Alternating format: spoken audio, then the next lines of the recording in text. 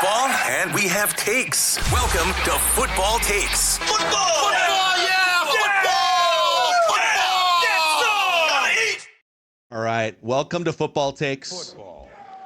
Where our guy Thor Nystrom, who hasn't slept in 2 months, this is a glorious day. You guys thought out there that Mel Kiper dropping his final mock draft rounds 1 and 2 was the biggest, or maybe Dane Brugler dropping his 7-round mock. No, the Thor 500 is out today. And you can check it out. Thor literally ranks. I'm going to pop this up for the YouTube audience. Hit that subscribe button on Football Takes. Thor launched a new Substack where you can, if you kind of peruse this on your own, Thorku Substack. There's a link on his Twitter/X page. But we're going to get into with you. We're going to literally go through all 500 players, and you're going to talk for 10 minutes about each of them while we get out of the way. Okay. No, you're going to give us some of the players to start with that, as you went through this exercise, that you like a lot more than the consensus industry big boards. And we can kind of kick it around from there. But congratulations for another year completing this Herculean task of ranking 500 college draft prospects, my friend. Well done. Thank you. Yeah, it's always quite a journey to get there. But yeah, the 500 player board, like feeling good about that. And then on the position rankings, also on that website, 750 players ranked total with comps. I like to rank deeper so that after the draft and with the UDFA process, that I can objectively grade each team's UDFA classes that they have, after the fact, where it's not just eyeballing it. But yeah, it's definitely a labor of love, as you guys know. Yeah, I want to make one observation real quick. And Dex, can you pop this back up here? Just like your top 10 of the Thor 500.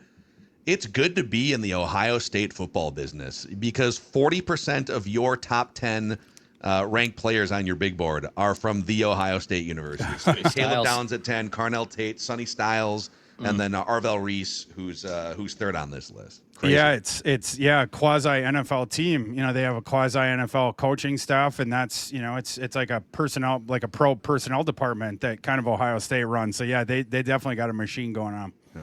So, all right, start with just some players wherever you want to start and take us on this journey here.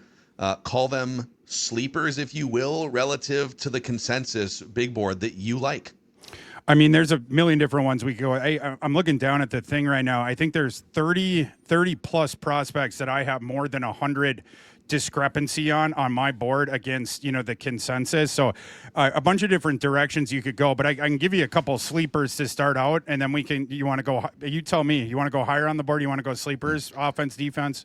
Can I kind of like call some plays at the line of scrimmage? Please. And say give us one or two round 1 projected players that you like quite a bit more than the consensus big board. Let's start there. Yeah, as far as round 1 guys, the Dylan Thieneman, I think I'm 5 spots higher on than consensus. They have him at 18. I believe I have him at 12 or at 13, something like that. Yeah. I think Thieneman needs to be considered closer to Caleb Downs and has been commonly sort of talked about. Thieneman's game, you have the diversified thing that we've spoken about, where he has proven that he can play deep. He's proven last season with Oregon that he can play in the box. He was a first-team All-American there. He's also played in the nickel some. That's not where I play him in the NFL, but at least he has shown that he can move around the alignment and that he can have success. But I see him as mostly a deep safety that can come up and do different stuff, if you have a creative defensive scheme such as the Vikings have. So I think he'd be a good fit for the Vikings, and just qualitatively as a prospect, you compare him against Downs. And I love Downs. It's like you have another coach on the field, and there's two, he started to get nitpicked a little bit, Downs. It's a guy who doesn't have the greatest frame as far as like the pure box sort of a safety that he is, and the measurables. I don't think he would have tested super great. His on-field, the athleticism metrics aren't the best with Caleb Downs, but he's the supercomputer guy, and there's been reports of the way that he's interviewed with teams and about like how he is explaining to them their defensive alignment. And if I were people out there, I would not poo-poo that. especially in the modern NFL, where the whole goal of offensive staffs in the NFL is to manipulate defenses, certainly pre-snap, but then right after it as well, the confusion that comes, right? Like, and that's what they're trying to do, delay the trigger of the defenses. When you have a guy out there on defense that he's yelling out to his teammates, it's not that, it's this, or watch that motion guy, or runs coming, right? Because he's watched so much film and he has that kind of an understanding.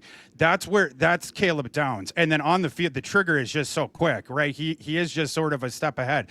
I think you have to, because of that, you have to put him right around the top 10 there. And I do have him above Thieneman, but I do think it's closer. They're different kinds of safeties, but I really like Thieneman as a prospect as well.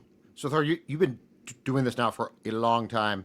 And I think the evolution and the ebb and flows of certain positions in this league and the priority put on them or not put on them is a really intriguing thing. Where has safety gone? Because it feels like safety on the defensive side of the ball, running back on the offensive side a few years ago was like, well, we can find one. Cornerback, I think there was a much bigger priority a few years back put on that position in the draft. Feels like safety has reemerged now, and it feels like part of the reason is because safeties are now being used in a lot more creative, sort of positionless ways, and that the athletic profile of the position has changed to a certain degree. Do you agree with that? And how much have you found that position has evolved now and become more of what would be considered a premium position? I totally agree with that. The safety position, it's one of the positions that smart defensive coordinators will use against some of these offenses with their different machinations to try to take away matchup problems, right? You have you keep the speed on the field, but obviously, bigger players than the cornerbacks, whatever. And you start to see a melding in the NFL. Judd, to your point about the positionless football, we have started to see more blurring between the lines between safety and linebacker, between nickel defender and a couple of these other positions, right? We've even seen guys that have played linebacker that then they'll put at nickel. Perkins is a prospect that an example of this, but you see different stuff like that, and the blurring of it, and again, more positionless. Like, there's guys in this class that we list as linebackers, but it's like the hybrid between linebacker and safety. There's also guys where it's the hybrid between linebacker and edge, and the more versatile that it used to be like the one thing. Like, I want to see that you're elite at this one thing, and if you are, I'm going to rank you high on my draft board. Whereas now you have to value the versatility more, and it's not because, if there was an injury, then he could play another position. It's not even necessarily that. It's play in and play out, the ability to play around the formation, and you're going to be just as good if we deploy you from this spot in this role as you would be if we put you here. And the different interchangeability that you can do with that, and then you're changing the picture on the offense every single play with some of the defensive alignment you can do if you can start moving guys around. So that's something that definitely with the modern NFL, you have to factor that in the way that you're stacking your board. I want to throw two more players at you that you have on the Thor 500. You're higher in the first round than the consensus. We're talking about almost all of these players, at least the top 10 at each position on the Football Takes position ranking. So there's going to be deeper dives on all these that have either been posted on episodes or will be posted, and there's more conversation. But let's stick on Ruben Bain for a second. Not only with the news of the car incident details coming out, so his name has been out there of, is that incident from 2024 going to wind up dropping him? You're grading just based off of the scouting process here, but you have him number 2 on the Thor 500. Consensus has him also as a top 10 player, but 6th on the consensus board. And you've taken a pretty bold stance on saying, no, this is the edge rusher. Your comp is Dwight Freeney. So can you speak to Ruben Bain Jr. for us here? Yeah, this guy's amazing. This guy's utterly dominant. He's a force on the field, and you have to account for him, and that opens up opportunities for his teammates. Akeem Messidor very much loved playing with Ruben Bain, and whoever plays with Ruben Bain going forward, it's going to be sort of the same thing. But so often during this pre-draft process here, the last couple of months, the conversation with Bain, it just quickly devolves talking about his lack of arm length. They're making jokes about that, and the thing that our response to that, it's that Mike Tyson thing with the power of you can breach the lack of length with power if you have sort of supernatural power. power. And Tyson being an example of that in the sports world. And I think Ruben Bain's the Mike Tyson of football. He is going to punch his way right through your reach advantage. And then from there, he gets into your chest. The guy has agility. He can bend the corner a little bit. He can get flat down the line. It's really difficult to contend with the guy that both has the agility with that power, the movement with the power. So that's how he gets into the backfield. Obviously, that's why, I comp him to Dwight Freeney, a guy who had the fabulous college and NFL careers, despite sort of the unorthodox, sort of sawed-off dimensions there. Hey, Thor, just to be clear on Bain as well, and we touched on this, I think, a couple of days ago, but so the information that came out about the car accident that killed a passenger, that was not new news to most teams, correct? Like it's been reported like, oh my God, we found this out about Ruben Bain, and this is going to because if teams knew about it and vetted it, he will not drop. Yeah. When it's a surprise, that's when you drop. So just to be clear, this is sort of coming out in public as a headline right now, but it is not surprising teams, correct? Correct. Yeah. Okay. I saw, there's a couple of things on Twitter when that thing comes out and people are like, oh, this is going to be the Laramie Tunsil of this class. No, it's not. The difference with the Laramie Tunsil, I'll never forget the Laramie Tunsil Was that thing. the gas mask thing? The gas mask. And what was crazy about that was that thing got released on social media. It was something like 5 minutes before the literal first round began. And then it was on, I believe, Laramie Tunsil's personal Twitter page. Yeah. Just posted the picture of Laramie Tunsil with a bong 5 minutes before it's like, wait, what? With this gas mask bong on. And so that's how he plays. That was well, who hasn't? But pretty good, Laramie Tunsil, right? I mean, like, it turns out that the fall that he experienced on draft day because of that picture, that it wasn't justified. But teams had to figure that out in the moment. And they're making all these phone calls, and it's like sort of this mad dash. Whereas the Ruben Bain thing, it's even if this was a surprise, but then you would at least have a week, 10 days, whatever it was, to vet. Whereas that one, it was just like in the moment. But teams did know about that in advance. Yes. Okay. Yeah. I got to throw another one from the first round here. We could literally do 10 hours. And if you add up all the position rankings episodes, we're going to give you more than that. Yeah. But D'Angelo Pons, who you have 25th on the Thor 500 from Indiana, cornerback, and consensus has him 40th. So you have that's 15 slots higher. He looking at kind of a few picks into the second round consensus, and you have him more as a solidly ranked first rounder. Your thoughts on D'Angelo Pons? Well, first off, this is the first year on my big board where I have broken off nickel defenders from traditional boundary cornerbacks and thank you. Safeties. You're welcome, Thank Doug. you for doing that. And Antoine Winfield thanks you as well. Yes. There you go. This is a starting position in the NFL now. And this is my call, I guess, to the rest of the draft community. This is my first year doing this, but maybe start breaking off nickel defender in the future.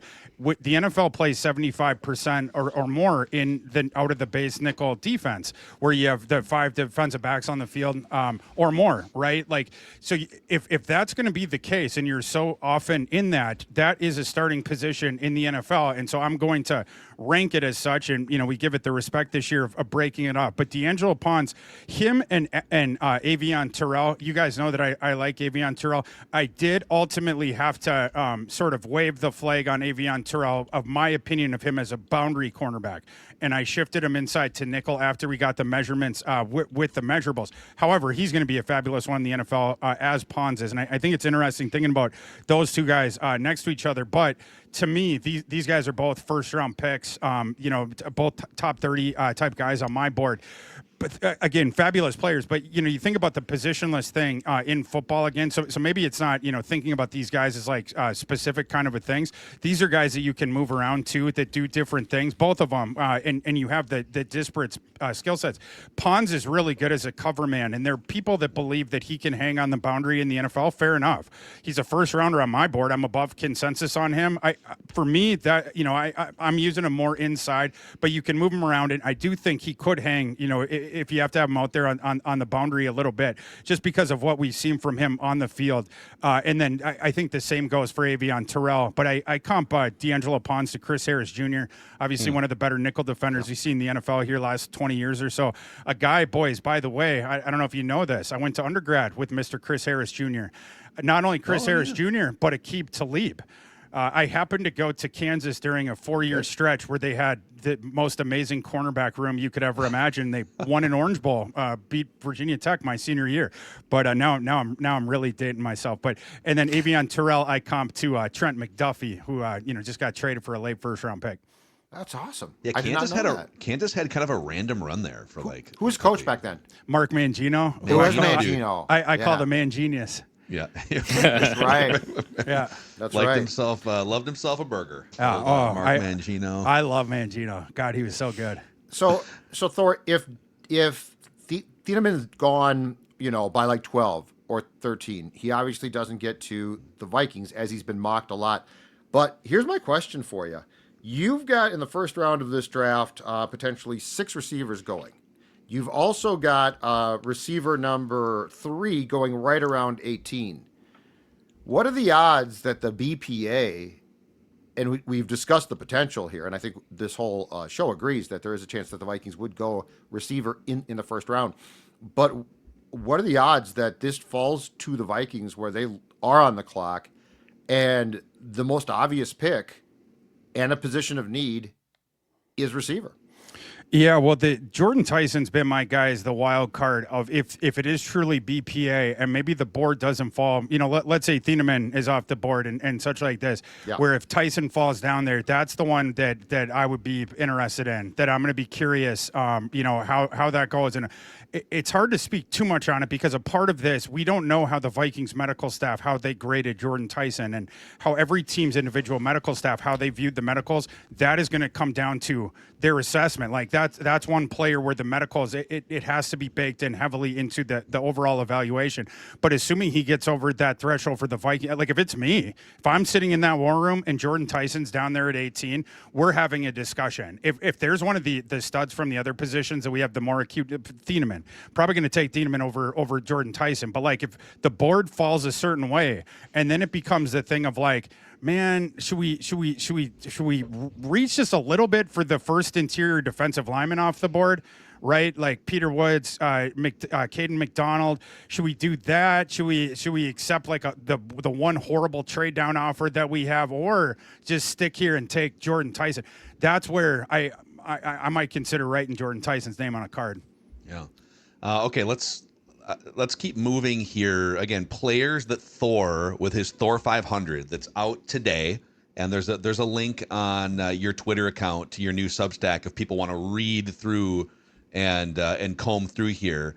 I'm kind of getting into the second round here. We can get into some day 2 options, but you have at 38 here out of Michigan, edge rusher Jashawn Barham. Yeah. So you've got him 38th. Consensus boards have him 92nd.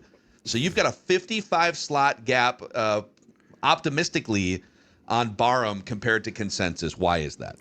What they need to explain to me what Barham can do. When we talk about this positionless football that we're going into and the interchangeability, Barham's one of the better guys in the front 7 in this class, and I don't really understand why he's not talked about that. Last process, the entire process, it was all Jalen Walker. He put Jalen Walker on the edge, and now he can be sideline to sideline in the run game from the off-ball linebacker thing. And isn't this crazy? This hybrid one. Barham's the same guy. Like, why are we not talking about him? And it's the same kind of skill set. It's the same physical package. They both played at blue blood programs. Same thing between the edge and off-ball linebacker. They both showed ability in coverage as well when they dropped back there. So in the NFL that we're going towards, I just think that Jashawn Barham has been slept on during this pre-draft process as the guy who has the ability to just seamlessly shift between edge, off-ball linebacker. He's really good rushing the passer. Some people have comped him to Chop Robinson just as a pure edge rusher. But then the off-ball linebacker stuff that he does, and again, someone that has done damage in coverage. This is not a bum in coverage when you drop him back. And then he does have range against the run as well. So I think in the modern NFL, as we move towards more of this positionless type football, this is a very valuable player, and players like him have been valued a lot higher than his name has been discussed in the region this draft season. Thor, you've got Ty Simpson, QB2 at 60, which is near the end of the second round. where do you expect him because of his position to be slotted? So like if this was a different position, if he played receiver or something, he probably would go around 60.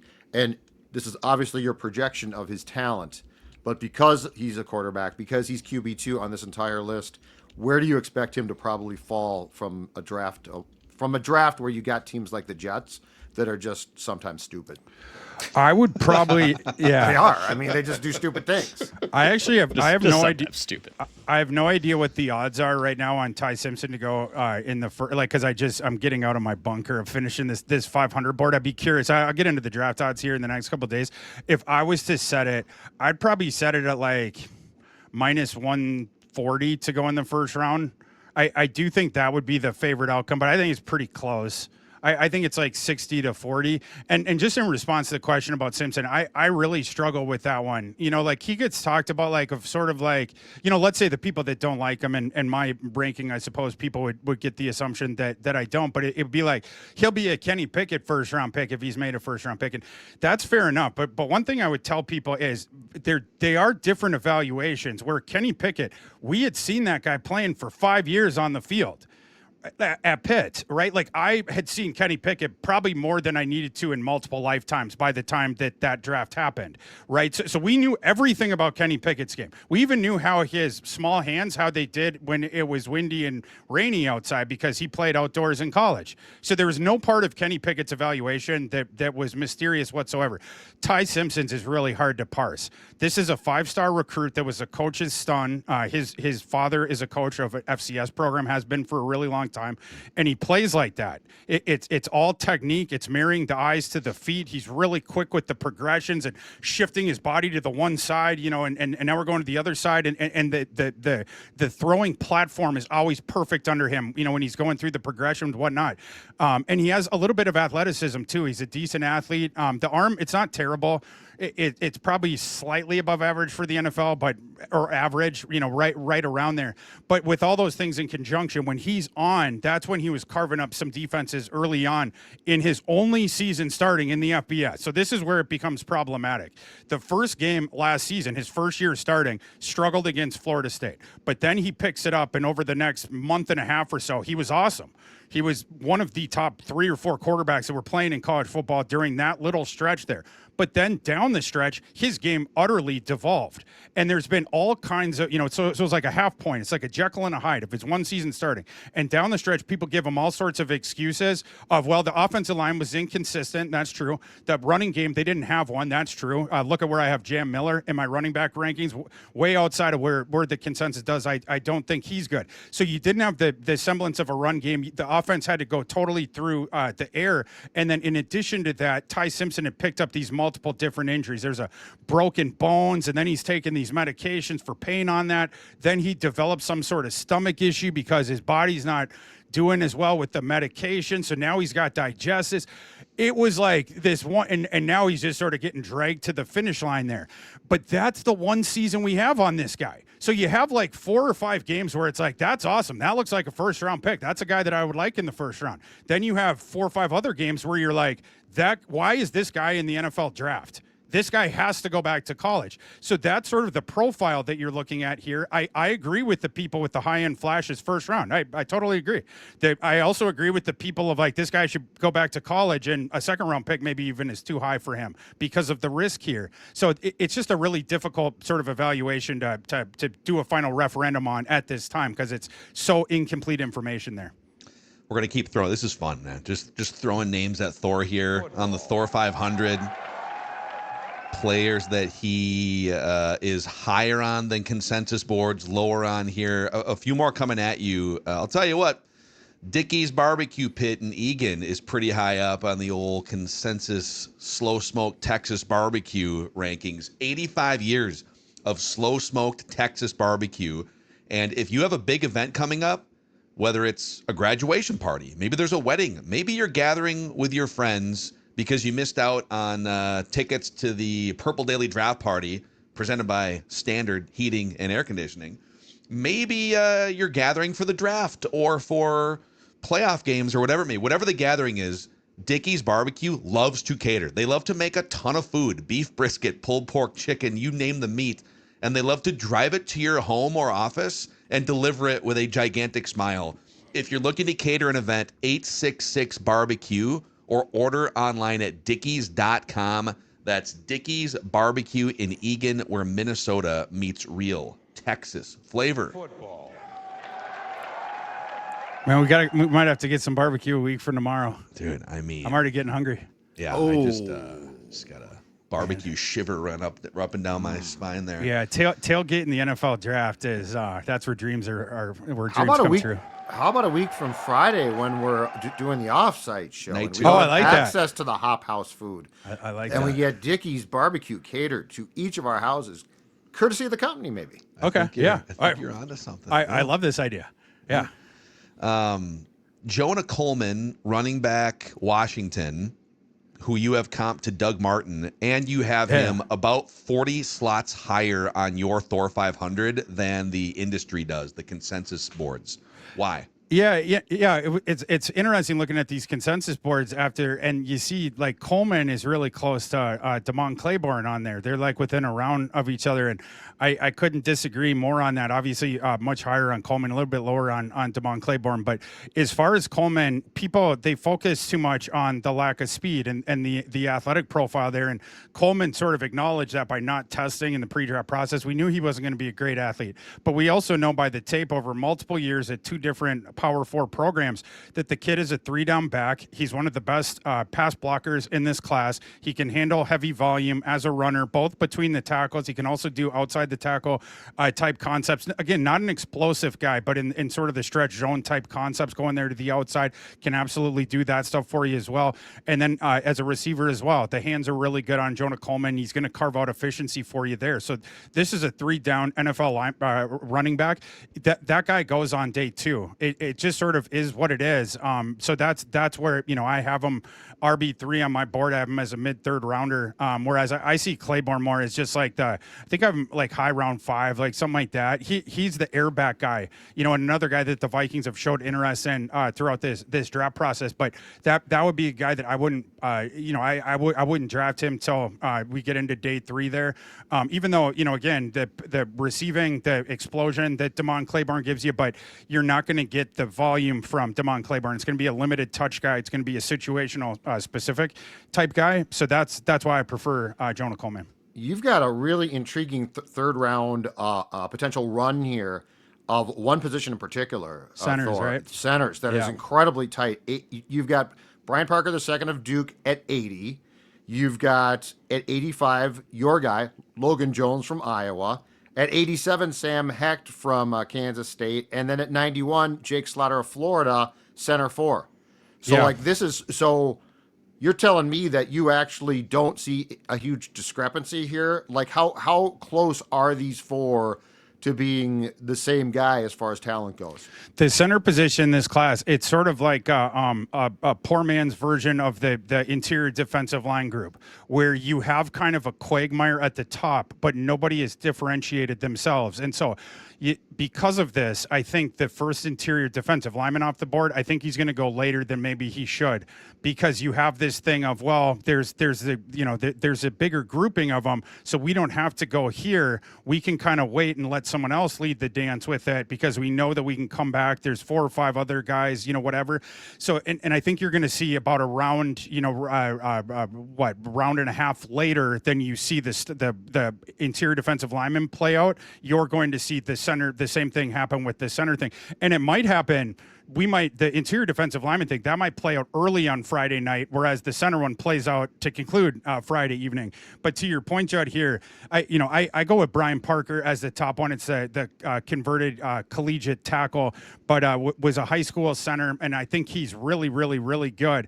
But then, Logan Jones, Sam Hecht, Jake Slaughter, the 3 traditional sort of tight ends at the top of the board there, their games are pretty close. I mean, there's qualitatively, right? They're different kinds of players. But I think qualitatively are pretty close. I also tossed Trey Zune into that group. The Texas A&M converted tackle. We actually got to see him at center. Not only in the pre-draft process, but he played 125 snaps or so of center during the season, including one full game against Missouri this past fall. And then Connor Lew, I guess, would be the one guy that I'm lower on probably than most. I have him at 110th, but it's not too far off, right? Like I have. Zune and Slaughter are probably up 15, 20 spots higher than that, but fairly close as well. But yeah, for me, this center class, 6-7 guys there. Jager Burton's not a bad prospect either. I have him down there at 150, but he's fine too as far if you miss out on the top guys. But whole point being, and to your point, Judd, 5-6 guys, depending on the way that you want to cut that, you take it center there in round 3, maybe early round 4. Although you're pushing it, if you're going to count on that, but they could come in and immediately compete for playing time at the center position. As I kind of scroll into day 3 here again, so a reminder for the audience too that a few years ago you were one of the Puka Nacua truthers, if I remember correctly, a few years ago. Yeah.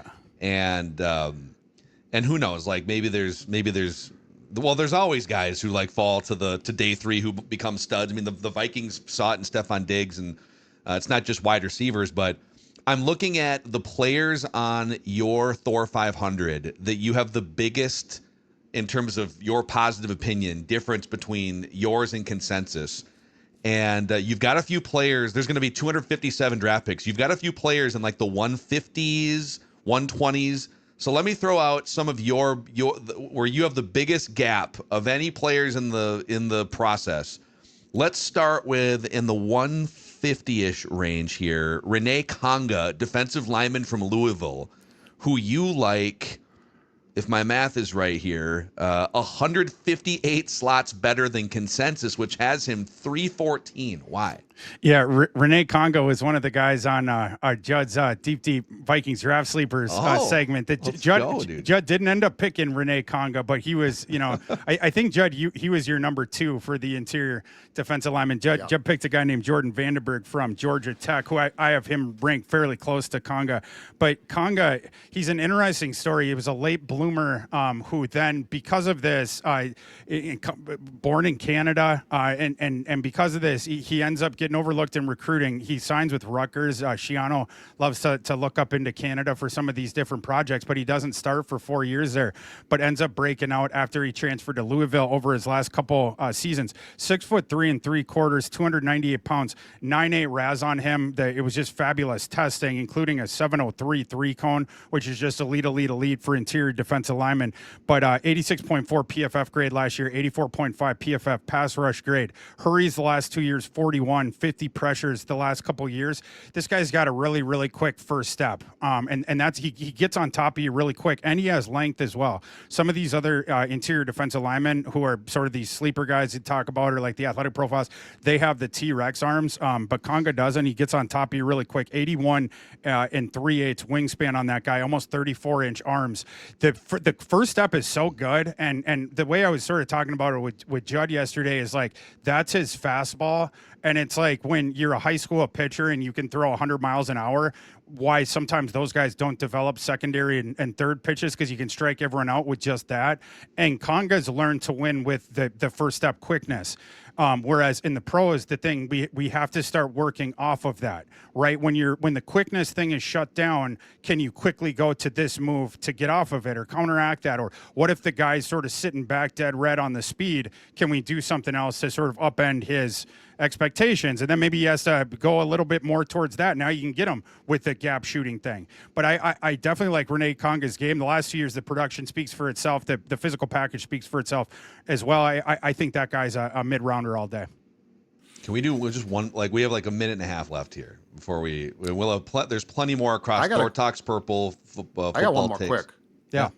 So this whole thing is done spectacularly through scouting, okay? But I got a question for you, a personal question. You put Dominique Orange, Big Citrus 53, and you put Jennings Dunker, the guard 66. What hurts you more to have to do as an unbiased? And by the way, I saw an ESPN.com story yesterday on Dunker. He's become a phenom. He's become a celebrity now. But which one hurts you more?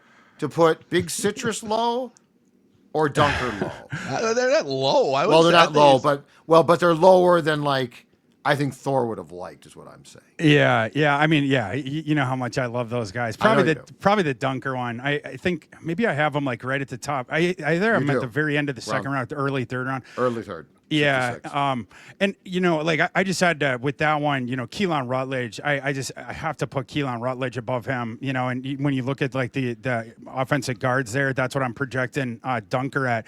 But I feel like that's a fair value range for Dunker, even if personally, if we're just drafting on people and vibes, he might be the 1-1 in this class. But maybe I love drafting only off vibes. That if I was Robert, 500 vibes. That's what you got to do next year. Only, you get done with this, put together the Thor 500. If I was drafting on vibes, okay, 100%. We could do that.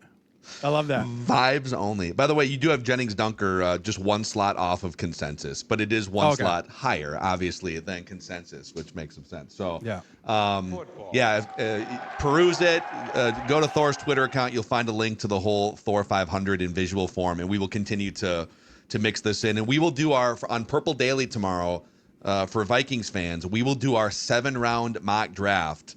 And we will, instead of trying to just game the PFF system for an A or whatever, we're going to game the Thor 500 system the best we can as a guide. So Thor, awesome stuff, dude. Thank you for entertaining us here with some of your favorite players versus consensus on today's football takes. Go mix in a nap at some point today. We'll sleep till next week. Yeah, we got 8 days left. Sleep when the draft's over. Exactly. So we are getting there, but not for too long. More shows. Well, that's true, and I can't wait to do the draft grades with you after when day 3 gets done. I'm super duper excited about that. Yeah, but the way that the Minnesota sports schedule is aligning, the day 3 football content is likely going to be done by me pregame in the arena at Target Center with Thor grinding away. It's going to be and Judd maybe at the Grand Casino Arena. So we're going to be everywhere the next week and a half here.